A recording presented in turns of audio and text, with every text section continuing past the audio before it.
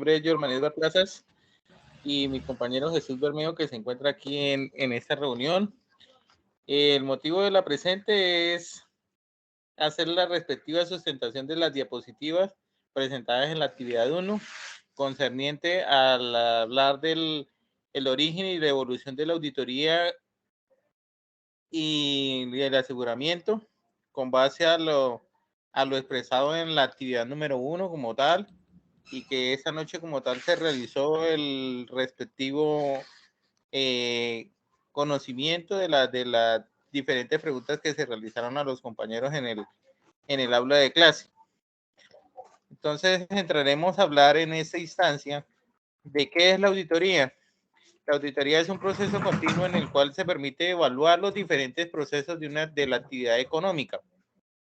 Dentro de los procesos que se pueden realizar en el proceso de auditoría, en el ámbito contable sería revisar las diferentes políticas contables que se desarrollan dentro de la organización como tal, y nos permite encontrar evidencias que de pronto pueden ser procesos en el cual se permite determinar qué procesos pueden estar fallando, qué procesos pueden ser que se están realizando a cabalidad de acuerdo a lo expresado en los términos contables, ¿sí?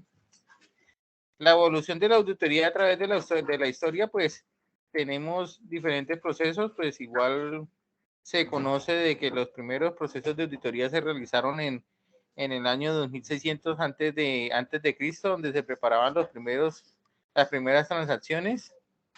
También podemos conocer que en el año 1994 antes de Cristo, en China se comienza un amplio conocimiento de las técnicas administrativas con el fin de llevar la auditoría como tal. En el territorio babilónico también se realizó el código Bubún, que se realizó en el año 1800 antes de Cristo. En la Edad Media, como hechos relevantes, la auditoría en el año 1130 después de Cristo se presentaron los primeros registros contables, o sea que la auditoría iba de la mano con el proceso contable como tal, y pues ahí se empezaron a hacer los primeros registros, y eso permitía de que se pudiera verificar mediante hechos las transacciones contables que se realizaban en ese tiempo. También en España, en el año 1284, se creó el primer Tribunal de Cuentas con el fin de controlar las finanzas públicas del país español, ordenadas por el señor Sancho de Bravo. Durante el siglo XII, también en Italia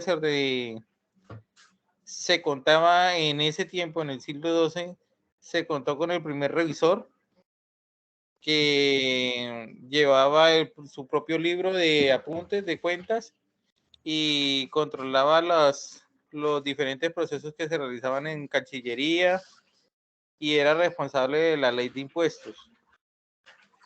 Como hechos relevantes de la auditoría del Renacimiento, se habla de que la auditoría junto con el aseguramiento se empezaron a unir de la mano, pues porque igual la auditoría, pues como lo dicen en su terminología, es la consecución y revisión de diferentes procesos. En el ámbito contable, pues la revisión de los diferentes hechos económicos que se desarrollan dentro de una organización. Y el aseguramiento, pues es la custodia de los diferentes hechos y con su respectivo cumplimiento de las normas y los procesos contables que realiza la organización. Del año 1750 a 1850 se realizó la evolución de la auditoría con la detección de los fraudes y la responsabilidad de las personas en la comisión de los diferentes de ese delito como tal. Durante el siglo XIX, el Reino Unido obliga a las entidades públicas a realizar auditorías en los resultados financieros y los resultados contables. O sea que en ese tiempo las entidades públicas tenían que realizar sus procesos de auditoría con el fin de que se pudieran verificar que los diferentes procesos de los hechos económicos en las entidades financieras se cumplieran a cabalidad. En el Renacimiento, como tal, se declara que el señor John C. Burton, en el año 1968, se declara como una de las principales personas, si no es en particular el padre de la auditoría, donde igual él dentro de su modelo señala la responsabilidad de los diferentes procesos de auditoría y la ejecución de las mismas. También en España en ese tiempo se realiza el registro del economista y los auditores con el fin de impulsar la renovación de la auditoría de las cuentas. En la actualidad podemos decir de que la auditoría, pues igual, pues adoptando las normas internacionales financieras, esas normas, a través de ellas, tienen una norma internacional de aseguramiento, las más conocidas NIA, que se encuentran relacionadas también antes de las normas internacionales con la ley 1314 del 2009, en la cual la economía colombiana o el gobierno colombiano hace adopción de las normas internacionales y a su vez con las normas internacionales adopta las NIAs, que son las normas internacionales de aseguramiento, que permiten que el país como tal pueda ejecutar los diferentes procesos de aplicación de normas mediante la cual la auditoría se convierte en un elemento clave para descubrir diferentes hechos que sean anormales dentro de una organización.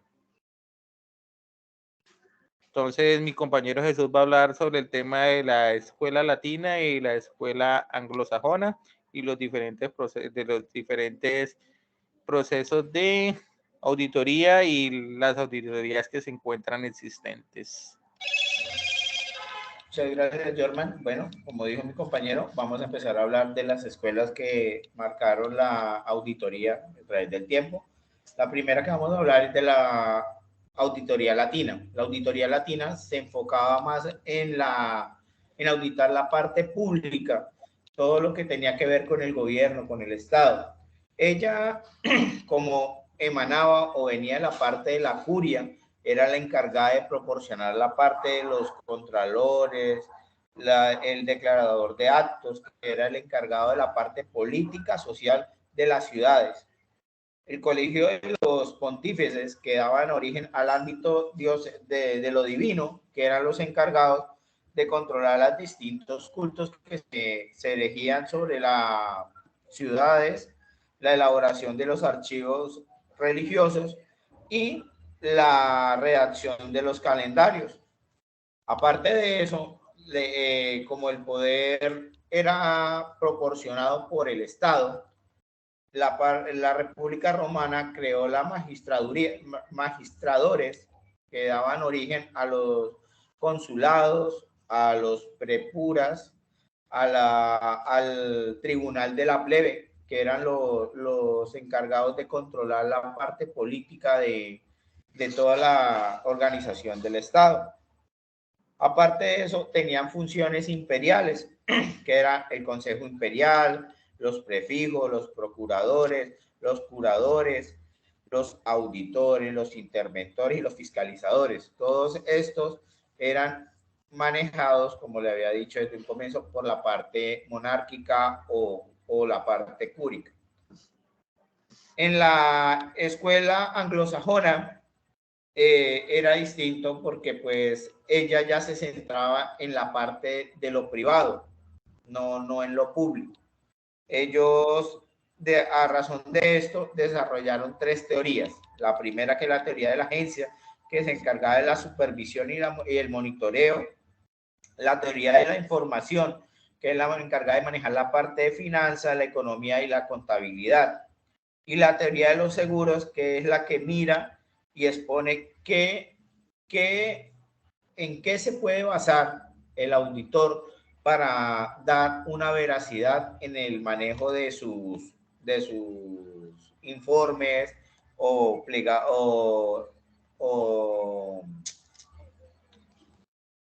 o enlaces para presentarle a los encargados.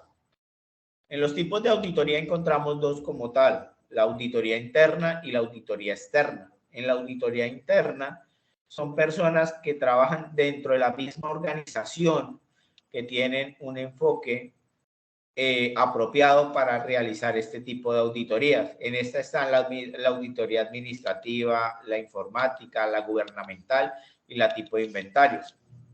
Está también la auditoría externa, que ya es cuando se contrata a una persona externa que no tiene nada que ver con la empresa o con la parte que está realizando este tipo de auditorías. De esta auditoría se deriva la financiera, la contable, la fiscal, la médica, la integral, la forense, cada una dependiendo el enfoque que se le vaya a dar o cómo se vaya a tratar o la necesidad que se tenga, se tiene que manejar con un personal específico. Si es una auditoría fiscal, pues tendríamos que ir con un encargado o alguien que haya estudiado con la parte contable.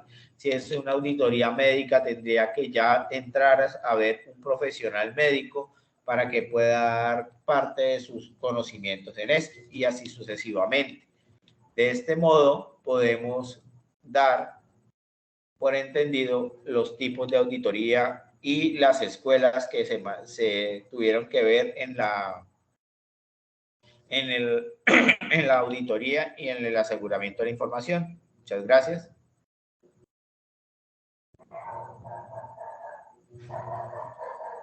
Escucha. Qué pena. Pues damos por terminado el tema de la respectiva charla, pues ya mi compañero Jesús y en este caso yo, Jorman Plazas, pues dimos respuesta al requerimiento expuesto en la actividad número 2. No sin antes agradecer la atención prestada y hasta una próxima oportunidad. Muchas gracias, muy amables.